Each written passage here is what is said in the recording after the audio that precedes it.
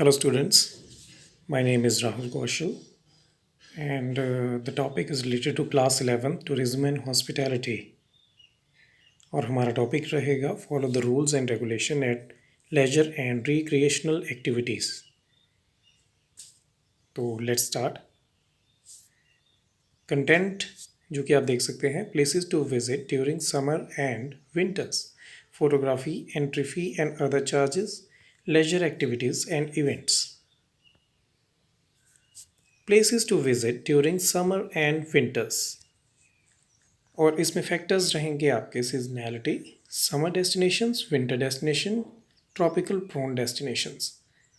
अब seasonality means बच्चों आपने पहले भी सुना होगा, वैसे तो नॉर्मल लैंग्वेज में सीजन्स यानी कि समर्स, विंटर्स और आपका मानसून सीज़न रहता है, तो इसे हम सीजनैलिटी कहते हैं. But in terms of tourism या in terms of tourism business, seasonality means seasons of business. Seasons of business से आप क्या समझते हैं? मतलब किस समय हमारा सीज़न जो है पीक पे रहता है और किस समय हमारा बिजनेस जो है एक मिडिल फेज पे रहता है और किस समय हमारा सीज़न बिल्कुल न्यूट्रल या बिल्कुल ही आपका डाउनफॉल में रहता है, उसे हम सीजनैलिटी कहते हैं. तो सीजनैलिटी इस बात पे हम क्यों स्ट्रेस कर रहे हैं? क्योंकि सीजनैलिटी देखिए, हर डेस्टिनेशंस अपने एक वेदर के लिए जानी जाती है, अपने एक मौसम के लिए जानी जाती है. सपोज़ जैसे कि हिमाचल में शिमला, मनाली, धर्मशाला जो है, ये जो है अपने सीजन्स के लिए जानी जाती हैं. ऑलराइट.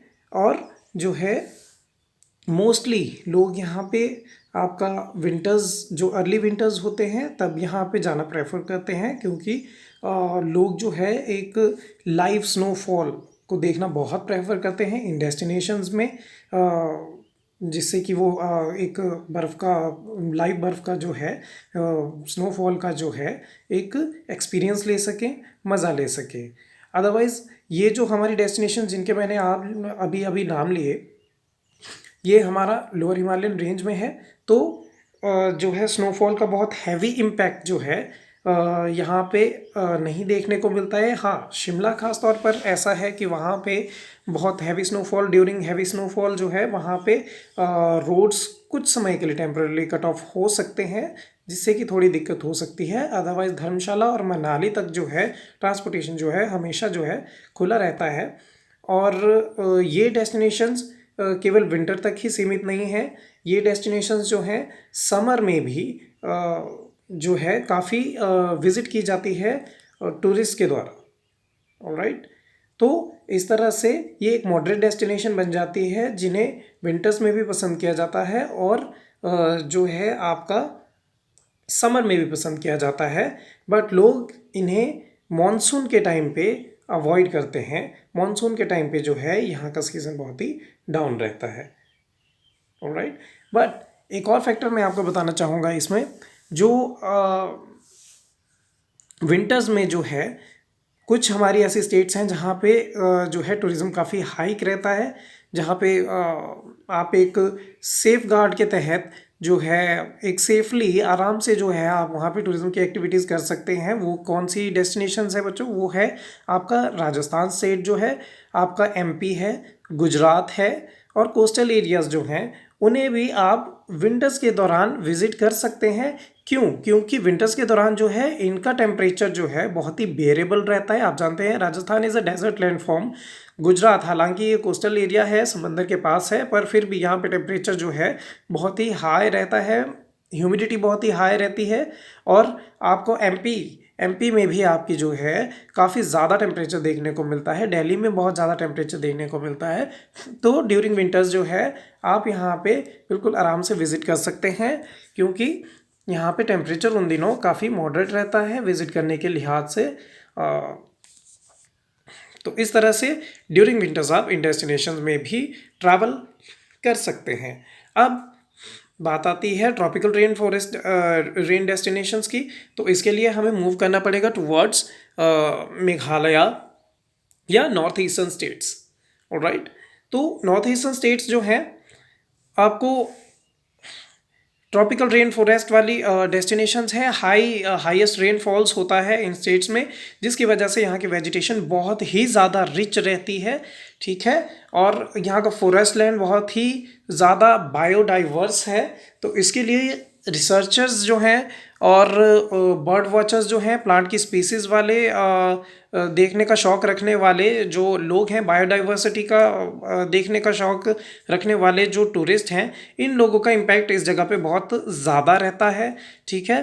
परंतु अब बात आ रही है, जैसे कि हमारा टॉपिक का नाम है रूल्स एंड रेगुलेशंस की, तो ये सभी जगह समर्स लोकेशन में खैर इतना ज़्यादा दिक्कत नहीं है, पर जो हमारी कोर विंटर लोकेशंस हैं, कोर विंटर्स लोकेशंस और ये हाईएस्ट रेनफॉल वाली डेस्टिनेशंस हैं, इनमें कुछ महीने ऐसे हैं जिनके दौरान यहाँ पे जाना अवॉइड करना चाहिए, और कुछ हिस्से तो गवर्नमेंट अपनी तरफ से यहाँ पे प्रोहिबिटेड भी कर देती है। सपोज़ जैसे कि आपका लद्दाख है, लद्दाख रेंज है, किन्नौर का अपर रेंज है, और सांगला, चितकुल और आपका रोहतांग टॉप भी है। इन्हें जब बिल्कुल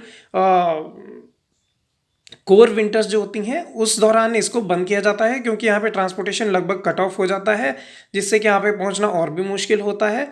हेल्थ फैसिलिटीज़ यहाँ पे बिल्कुल ही नील हो जाती हैं, जिससे कि आपका रिस्क फैक्टर जो है यहाँ पे जाने का बढ़ जाता है। इसलिए गवर्नमेंट भी अवॉइड करती है टूरिस्ट को during this time. Alright, shall we move further? All right. Photography, entry fee and other events. There are certain rules to be followed by the tourist in some tourist places like museum, art galleries. This is the first point to be noted. अच्छा बच्चों, अब जब भी हम किसी ऐसी destinations में जाते हैं जो कि हिस्टोरिकली नोन्ड है, जैसे कि या तो म्यूजियम में कन्वर्ट कर दिया होता है, सपोज जैसे हम आर्ट गैलरीज में भी जाते हैं, तो वहाँ पे कुछ सर्टेन रूल्स होते हैं that has to be followed by each and every tourist. जैसे कि अब ऐसी जगह पे आपको शोर शराबा मना होता है, बहुत लाउडली आप नहीं बातें कर सकते हैं। ऑलराइट, आपको चीज़ों को टच करने की परमिशन यहाँ पे नहीं होती है, स्पेशली इन आर्ट गैलरीज, जहाँ पे आपको पेंटिंग्स सॉरी जहाँ पे पेंटिंग्स और आर्ट के से संबंधित चीज़ें जो रखी होती हैं डिस्प्ले के लिए, आप इन चीज़ों को टच नहीं कर सकते हैं। यहाँ पे सर्टेन रूल्स होते हैं जो कि आपको फॉलो करने पड़ते हैं। और बात रही फोटोग्राफी की, तो ज़्यादातर जो मॉन्यूमेंट्स में जो कि विटनेस्ड है, हमने ज़्यादातर नोटिस किया ही है कि ज़्यादातर जो हिस्टोरिकल प्लेसेस से या कुछ सेंसिटिव हमारे हिस्ट्री पार्ट्स हैं, उनमें ज़्यादातर जो है फोटोग्राफी प्रोहिबिटेड की जाती है। और अगर कुछ जगहों पे अगर जहाँ पे फोटोग्राफी आपको अंदर टूर के दौरान अलाउ भी की जाती है, तो उसके भी आई गेस ज़्यादा से ज़्यादा जगह पे चार्जेस जो हैं आपसे एंट्री पे ही लिए जाते हैं।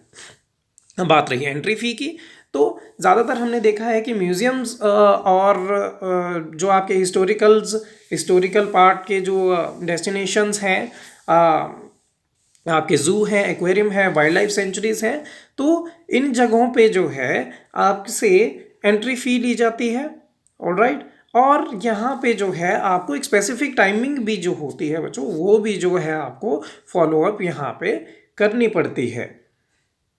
और यहाँ पे भी आपके कुछ रूल्स जो हैं अप्लाई होते हैं, जैसे कि अब वाइल्ड लाइफ सेंचुरी में आप अगर जाते हैं तो यहाँ पे भी कुछ ऐसे जो कोर सेंसिटिव एरियाज़ जो हैं वहाँ पे जाने की मनाही होती है। वैसे तो वाइल्ड लाइफ सेंचुरीज़ में ये होता है कि आपको जीप सफारी का जो है यहाँ पे ऑफ़र किया जाता है ऑप्शन, और ये खुद ही जिन जिन इलाकों में परमिशन होती है वहाँ पे आपको लेके जाते हैं। और हाँ, यहाँ पे अगर वाइल्ड लाइफ सेंचुरीज़ में अगर आप घूमते हैं तो आपको गाड़ी से निकलने की परमिशन नहीं होती है, फोटोग्राफी की परमिशन होती है, पर यहाँ पे भी आपको कुछ जो है बातों का ध्यान रखना पड़ता है, जैसे कि शोर शराबा, लाउड म्यूज़िक जो है इन जगहों पे अलाउड नहीं होता है। और यहाँ पे कैंपिंग के भी कुछ स्पेसिफिक जगह ही हैं जो निर्धारित की होती हैं। आप अपनी मर्ज़ी से कहीं भी कैंपिंग जो है ऐसे इलाकों में नहीं कर सकते हैं। ऑलराइट, और बात आती है अब टाइमिंग्स की। देखिए, ज़ू, मॉन्यूमेंट्स और ज़्यादातर जो है मॉन्यूमेंट्स और म्यूज़ियम में इनमें जो है मंडेज़ को है जो क्लोज रहता है, और टाइमिंग जो है हर जगह की अपने लिहाज से ही तय होती है कि ड्यूरिंग दीज आवर्स जो है आपके वर्किंग आवर्स में जो है आप यहाँ पे विजिट कर सकते हैं और with specific rules. Alright, next है leisure activities and events. There are enormous activities for leisure at tourist destinations. अब जैसा कि आप जानते हैं कि अब जो है टूरिस्ट जो है हाइक हो रहा है, हर कंट्री के लिए टूरिस्ट ऐसी एक इकोनॉमिक एक्टिविटीज़ बन गई है जिस पे ज़्यादा से ज़्यादा जो है हर देश जो है ध्यान दे रहा है। सपोज़ जैसे कि आपको मैं एक एग्जांपल दूं, इन प्रीवियस टाइम्स जो है दुबई जो है फिर सिर्फ एक व्यापार की दृष्टि से ही इसे देखा जाता था। ऑलराइट, व्यापार की दृष्टि से ही देखा जाता था, ऑयल का व्यापार यहाँ पे होता था।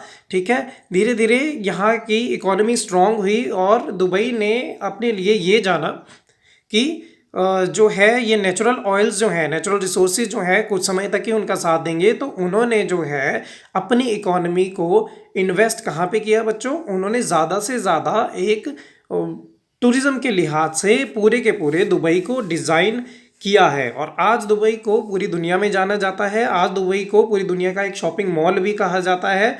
उन लोगों ने पूरा का पूरा जो है अपना इन्वेस्टमेंट अब टूरिज़्म में ही डाल दिया है। ठीक है, ज़्यादा से ज़्यादा वहाँ पे लेज़र की एक्टिविटीज़ उन्होंने प्रोवाइड करी है, इवेंट्स को वहाँ पे नए नए ऑर्गेनाइज किए हैं जिससे कि पूरी दुनिया के टूरिज़्म का ध्यान जो है उन्होंने अपनी ओर आकर्षित किया है। तो जब भी कोई टूरिज़्म एक्टिविटी किसी जगह पे बढ़ावा दिया जाता है तो वहाँ पे टूरिस्ट के इनफ्लो के चांसेस भी ज़्यादा से ज़्यादा रहते हैं। तो इसीलिए आज हर एक डेस्टिनेशन में, हर एक टूरिस्ट डेस्टिनेशंस में लेजर एक्टिविटीज़ और इवेंट्स, ये जो दो फैक्टर हैं इन पे ज़्यादा से ज़्यादा ध्यान दिया जाता है so that it can attract large number of tourist toward itself. Alright, जो कि बिजनेस के लिए बहुत अच्छा है। At the end it's a pure business. देखिए, टूरिज्म कोई भी स्टेट, अगर कोई भी डिस्ट्रिक्ट, कोई भी कंट्री अगर टूरिज्म की तरफ ध्यान देती है तो इसका मतलब सिर्फ बिजनेस से ही है। ठीक है, और बिजनेस कैसे आएगा? जब ज़्यादा से ज़्यादा टूरिस्ट का इनफ्लो होगा। तो उसके लिए आपको जो है लेजर एक्टिविटीज़ और इवेंट्स, इन दोनों चीज़ों पे जो है आपको ध्यान देना पड़ता है। There are other several factors of tourism also, like आपका बिजनेस टूरिज्म है, हेल्थ टूरिज्म है, एजुकेशन टूरिज्म है, ये सब भी एक टूरिज्म का हिस्सा है। परंतु सबसे ज़्यादा जो फैक्टर है, सबसे ज़्यादा जो टूरिस्ट है वो लेजर एक्टिविटी में ही ज़्यादा इन्वेस्ट करता है और लेजर एक्टिविटी में ही ज़्यादा प्रेफर किया जाता है। ऑलराइट, तो ये तो रही बात इनॉर्मस एक्टिविटीज़ की कि एक्टिविटीज़ जो हैं ये बहुत ज़्यादा ऑप्शंस के साथ आ जाती है टूरिस्ट डेस्टिनेशन में। हर कोई एक्सप्लोर कर रहा है, हर कोई डेस्टिनेशन खुद को एक्सप्लोर कर रही है एज़ पर टूरिस्ट डिमांड। नई नई इनोवेशंस हो रही हैं, जैसे कि आप आजकल एक और चीज़ देख रहे हैं जो कि चाइना में बहुत ज़्यादा फेमस हो रही है। इनकी जो हाईएस्ट एल्टीट्यूड वाली डेस्टिनेशंस हैं तो इन्होंने वहाँ पे जो है आजकल ग्लास ब्रिजेस जो हैं इनका जो है ज़्यादा से ज़्यादा जो है ग्लास ब्रिजेस जो हैं अपनी हाई एल्टीट्यूड वाली जो इनकी डेस्टिनेशंस है वहाँ पे इनका निर्माण शुरू कर दिया है पूरा इको फ्रेंडली तरीके से, जिससे कि लोग जो हैं बहुत ज़्यादा अट्रैक्ट हो रहे हैं इस नए टूरिज़्म के इनोवेशन की ओर। ऑलराइट, अब second is though a tourist should act responsible along with leisure or entertainment activities। अब आप हर जगह अपने लेजर के लिए किसी भी डेस्टिनेशन पे अगर जाते हैं, अपनी लेजर एक्टिविटी के लिए, अपने मनोरंजन के लिए, अपने एंटरटेनमेंट के लिए किसी भी डेस्टिनेशन पे अगर जाते हैं तो फिर भी आपको थोड़ा सा रिस्पॉन्सिबली एक्ट करना पड़ता है वहाँ पे।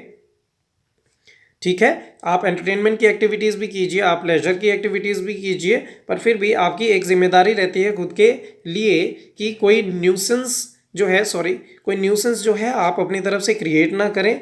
कोई ऐसी कोई आप एक्टिविटीज़ में इंडल्ज ना हो जाएं जो कि आपकी सोशल ना हो, जिससे कि दूसरे व्यक्ति को आपके अलोंग जो और भी लोग आए हैं उनको कोई प्रॉब्लम ना हो। तो ये भी आपकी एक जिम्मेदारी रहती है। अगर वहाँ पे कुछ सर्टेन रूल्स हैं, कुछ सर्टेन रूल्स हैं किसी जगह पे जाने के, तो वहाँ पे भी आप इन चीज़ों का ध्यान रखिए। सपोज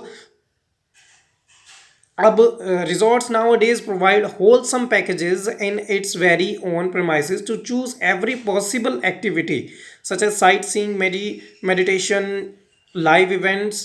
और देखिए आजकल तो जो है, जो बड़े बड़े रिजॉर्ट्स हैं, तो रिजॉर्ट्स जो है अपने प्रेमाइसिस के अंदर ही, आजकल रिजॉर्ट्स का एरिया भी जो है एक बहुत बड़ा होता है, जिसमें कि अपने प्रेमाइसिस के अंदर ही आपको वो ज़्यादा से ज़्यादा फैसिलिटीज़ जो हैं प्रोवाइड करा देते हैं। अपने ही प्रेमाइसिस के अंदर आपकी जो है पूरी की पूरी लेजर एक्टिविटीज़ होल्ड कराने की पूरी कोशिश करते हैं। जैसे कि आप किसी भी रिजॉर्ट में जाते हैं, वहाँ पे आपको ये रिजॉर्ट की तरफ से ही आपको साइट सीन जो है ऑफर करते हैं। एक पैकेज के तहत आपको रिलैक्स करने के लिए वहाँ पे मेडिटेशन का भी ऑफर, जैसे कि आपको ऋषिकेश में आप जाएंगे, बड़े बड़े योगा रिजॉर्ट्स हैं, तो वहाँ पे आपको आपके रख रखाव, आपके मेडिटेशन के अलावा भी आपको आपकी जो है स्पेशल रिक्वेस्ट को भी पूरा करने का पूरी जिम्मेदारी रखते हैं। लाइव इवेंट्स हैं। अब देखिए लाइव इवेंट से हम क्या कर सकते हैं बच्चों, लाइव इवेंट्स में ज़्यादातर ये चीज़ें हो सकती हैं कि कोई बड़े रिजॉर्ट जो हैं, बड़े बड़े जो हैं रॉक शोज़, म्यूज़िक फेस्ट, ठीक है, ये ऑर्गेनाइज कर सकते हैं। थिएट्रिकल प्लेज जो हैं वो भी विद इन अपने रिजॉर्ट के प्रेमाइसेस में ही कर सकते हैं। और कुछ हैं आपके फेयर एंड फेस्टिवल जो हैं, कुछ इवेंट्स को इस तरह से भी देखा जाता है, उस तरह पे भी कुछ पैकेजेस डिज़ाइन किए जाते हैं।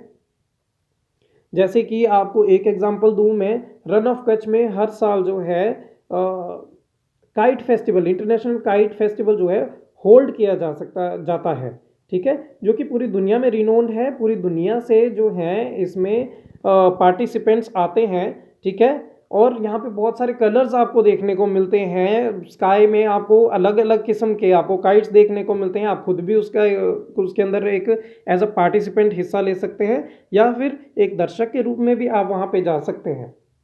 ऑलराइट। और इसी तरह से आपको बताऊं कि जयपुर और आपके मथुरा, यहाँ की जो है वृंदावन सॉरी, और यहाँ की जो है आपको होली के दौरान बहुत ही बड़े बड़े इवेंट देखने को मिल जाएंगे। यहाँ पे भी दुनिया भर से लोग आते हैं इन जगहों की होली फेस्टिवल को एंजॉय करने। तो और बाकी इसके अलावा जो हैं दुनिया में और कौन से इवेंट हैं जो बहुत सारे लोगों का, स्पेक्टेटर्स का जो है ध्यान अपनी ओर आकर्षित करते हैं, तो इनमें जो अगर हम भारत की ओर से कहें तो आईपीएल एक ऐसा इवेंट इस टाइम पे बन चुका है। इंडियन प्रीमियर लीग जो है ऐसा जो इवेंट बन चुका है जो पूरी दुनिया के स्पोर्ट्स पर्सन को, एथलीट्स को, स्पेशल ये आपका क्रिकेटर्स को अपनी ओर अट्रैक्ट करता है। और इसके साथ ही क्रिकेट लवर्स को, जो दर्शक हैं, वो भी पूरी दुनिया से इस टूर्नामेंट को देखने आज आते हैं। उस तरह से वनडे इंटरनेशनल्स हैं, फुटबॉल सीरीज़ हैं, ठीक है। फुटबॉल सीरीज़ जो है, जो भारत में तो खैर इसका इतना प्रचलन नहीं है, परंतु जो फुटबॉल लीडिंग जो कंट्रीज़ हैं वहाँ पे जो है, जैसे ला लीगा लीग है, यूरोपा लीग है, ये जो है ऐसे ऐसे टूर्नामेंट हैं जिन्हें पूरी दुनिया में देखा जाना पसंद करते हैं। वैसे भी फुटबॉल जो है पूरी दुनिया में खेले जाने वाला एक स्पोर्ट्स है, पूरी दुनिया में जाने जाने वाला एक स्पोर्ट है। तो जो है ये भी बहुत फेमस है। तो ये भी एक इवेंट के तौर पर उतरते हैं, एक टूरिज्म इवेंट के तौर पर भी ये उतरते हैं। और कई बार क्या होता है कि कई बड़े बड़े रिजॉर्ट्स जो हैं, देखिए बच्चों, कई बड़े बड़े रिजॉर्ट्स जो हैं वो टेनिस टूर्नामेंट होल्ड कराते हैं, ऑलराइट, वो गोल्फ टूर्नामेंट होल्ड कराते हैं। तो ऐसे ऐसे भी दुनिया में ऐसे रिजॉर्ट्स हैं जो कि अपने अंदर ही इन की फैसिलिटी जो है प्रोवाइड कराए हुए हैं, ऑलराइट। म्यूज़िकल फेस्टिवल हो गए, म्यूज़िकल फेस्टिवल में आप अब यंग बच्चों में बहुत ज़्यादा फेमस होगा आई गेस, ये टुमारो लैंड आपने सुना है, ठीक है। और टुमारो लैंड का जो कॉन्सेप्ट है ये भी पूरी दुनिया में फेमस है। तो पूरी दुनिया के जो बहुत ही बड़े जाने माने वाले डीजे हैं वो यहाँ पे जो है उनका जो यहाँ पे लाइव शोज़ होते हैं। और जो है यहाँ का स्पेसिफिक जो मैं अगर आपको कहूँ तो इस इवेंट में जो स्टेजेस की जो सजावट होती है वो ही बहुत ही एक अट्रैक्टिव पार्ट रहता है, बहुत ही एक इनोवेटिव तरीके से यहाँ पे हर बार नए नए स्टेजेस का निर्माण किया जाता है, जो स्पेशली एक अट्रैक्शन का एक पॉइंट रहती हैं। तो इसी तरह से ये हमारा टॉपिक था बच्चों। Thank you, have a nice day.